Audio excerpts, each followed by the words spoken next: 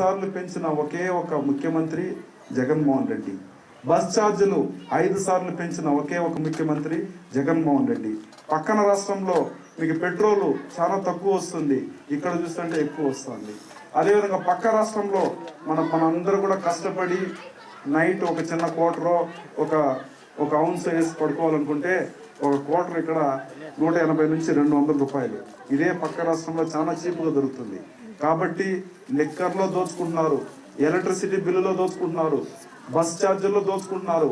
అన్నీ కూడా దోచుకోవడమే. వీళ్ళకి ఏ డెవలప్మెంట్ రాదు. వీళ్ళు వచ్చి గూండా రాజకీయవేత్తలు. వీళ్ళు నిజంగా జనాలపైన అక్కర్లేదు. మనకు డెవలప్మెంట్కి వీళ్ళు రాలేదు. మన రక్తం తాగి ఈ డబ్బుల్ని తీసుకుపోయి పక్క దేశాల్లో పోయి ఇన్వెస్ట్మెంట్ చేయడానికే వీళ్ళకి వచ్చినారు. కాబట్టి ఇప్పుడైనా మీరు మేల్కోవాలి.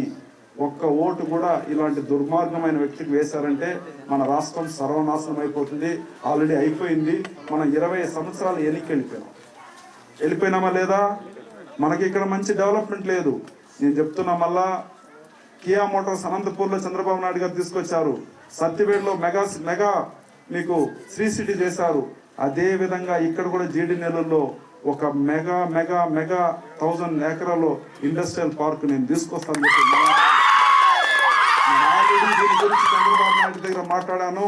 సార్, మా పిల్లలు బీటెక్ చేసుకొని పెయింట్ జాబ్ పోతున్నారు, బిఏ చేసుకొని ఎంఏ చేసుకొని షేర్ ఆటో తోలుతున్నారు, బీటెక్ ఎంటెక్ చేసుకొని బెంగళూరులో వెళ్ళి స్విగ్గీలో డెలివరీ బాయ్గా పనిచేస్తున్నారు. సార్, ఇది రూరల్ మండలం, మాకు ఖచ్చితంగా ఇండస్ట్రియల్ పార్క్ కావాలంటే నువ్వు గెలుచుకొనిరా, ఖచ్చితంగా నేను చేస్తానన్నాడు. సో కాబట్టి ఖచ్చితంగా మన పిల్లలకి జాబ్ ఇస్తాము. కాబట్టి మీరు అందరూ కూడా ఒకసారి ఆలోచించండి. గుండా చేతికి మళ్ళా ఇంకొకసారి ఛాన్స్ ఇవ్వద్దని చెప్పేసి మిమ్మల్ని అందరినీ కూడా హెచ్చరిస్తున్నాం.